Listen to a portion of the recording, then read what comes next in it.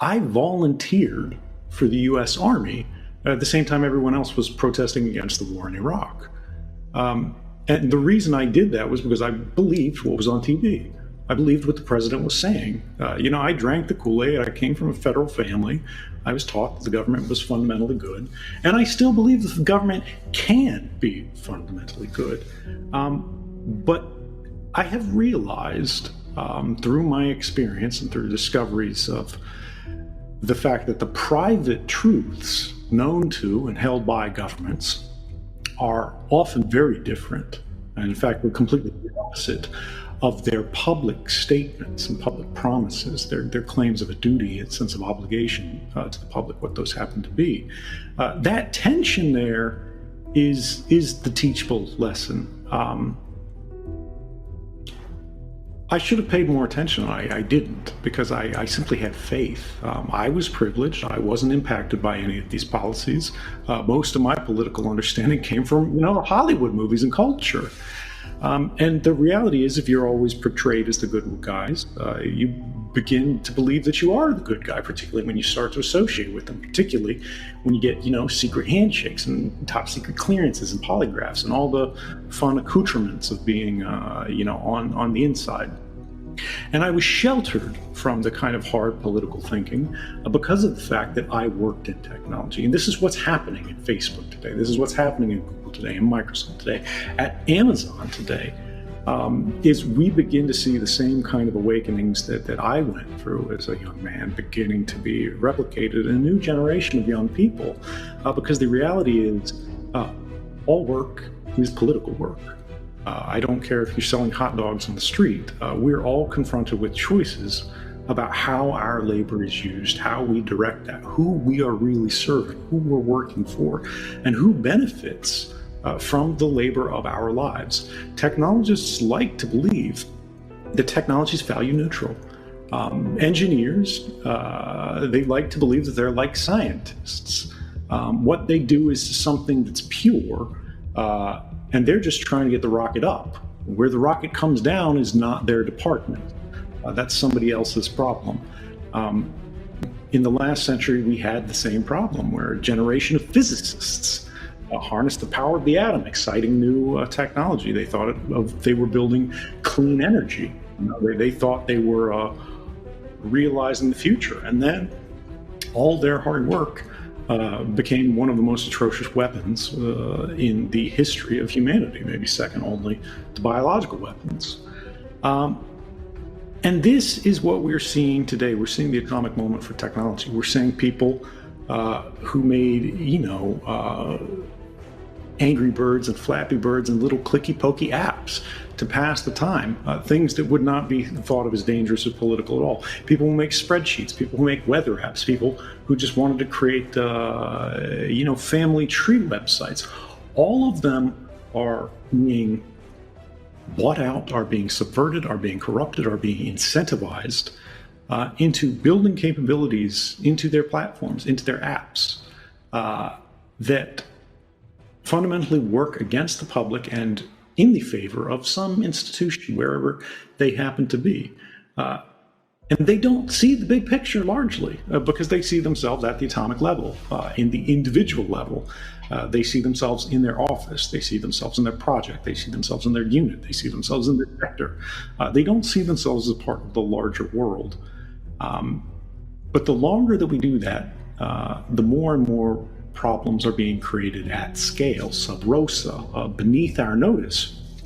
But they're building up and aggregating until we see a catalyzing event, like a George Floyd, where all of these people who didn't realize the impacts of all the things they did, all the politicians who made the votes to say, hey, all this leftover equipment from Iraq, why don't we give that to police departments so, it goes to a positive use?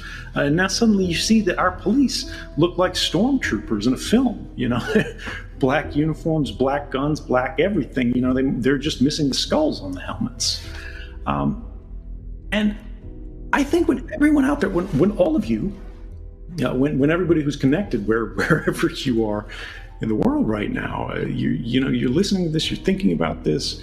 I want you to think about the world. I want you to think about the news that you see in every day, and just think, did you agree to this? Does this represent you? Is this what you want? Is this how things should be?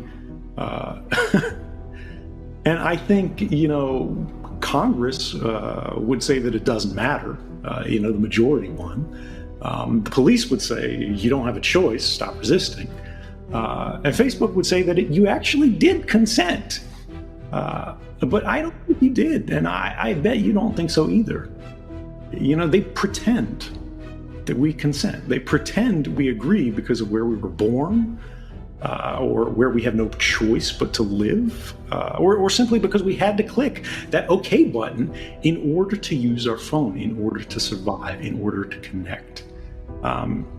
So much of human experience exists behind gates.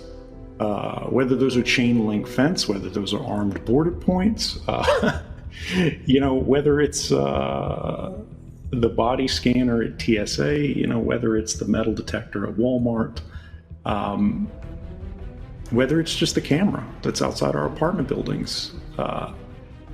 When we think about how this is changing from the physical control of our circumstances to the informatic control of our circumstances, this compilation of data, the way we interact, the way we get jobs, who gets a loan, who goes to school, all the decisions that impact our lives on the longest scale terms, the biggest decisions. These are again being intermediated, if not by technology, then informed by technology. And the people who are making those decisions are increasingly submitting or complementing their decision-making process with what the computer says. If they can't find you in the computer, God help you, because you don't exist. But the reality is, think about that moment. Think about that idea that you have consented to everything that Facebook does, which you had no idea because they don't announce it. It happens privately, it happens secretly in all these agreements that they don't have any obligation to inform you about, because you clicked OK. You didn't know what you were agreeing to. You couldn't have known what you were agreeing to without reading all of this legalese, which the very first point of which is always these terms are subject to change at any time without notice. So you would be wasting your time if you read it. And just realizing that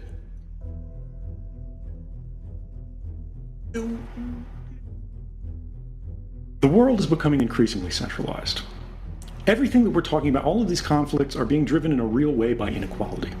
Whether we're talking about access to medical care in a pandemic, whether we're talking about access to justice in a brutality crisis, right? There are haves and there are have-nots. And we see institutions, we see corporations are the haves, and increasingly the individual, the family, the community are the have-nots. And we ask, how did this come to be? Did we vote on that? Did we have any influence of that? And it intentionally happened behind closed doors. It intentionally happened quietly. It intentionally happened as part of an expert conversation that invented its own language, its own terms, its own structure to exclude us from, so that we could not engage in. And that's the economic argument, right? That's the idea that the government went to like fractional reserve lending and things like that, where if you think, there's an economy that exists of only three people, Alice, Bob, and Charlie. Each person only has $1. That's all the money that exists in the world. And Charlie starts a bank, right? Now, Charlie only has $1, but he can lend out more than $1 because he's running a bank. He loans that out on the basis of the deposits that he has in hand. He has now created money.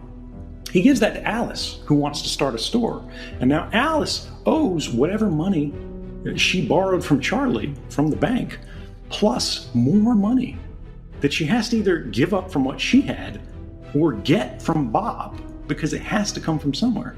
And no matter what the interactions are between Alice and Bob, no matter what they do, all these rounds of the game, eventually every interaction that they have with the bank, every interaction that they have with these privileged classes that can create money in ways that we can't, that can create power in ways that we can't, the bank ends up with more, and we end up with less. It is inevitable. It is how the system is designed. That dynamic is being replicated in technology now, where Google, Facebook, these guys have the first mover advantage. They know more about everyone than any of us. And in order to use your phone, In order, you got to create a Gmail account, you got to sign in to the Google Store, you got to create an iTunes account, all of this stuff. Life, access to the electronic network, access to your friends, access to your family's pictures, all of these things are behind gates. And the price for admission to all of this data that you have a closer connection to than these companies do, the price for admission is your own data.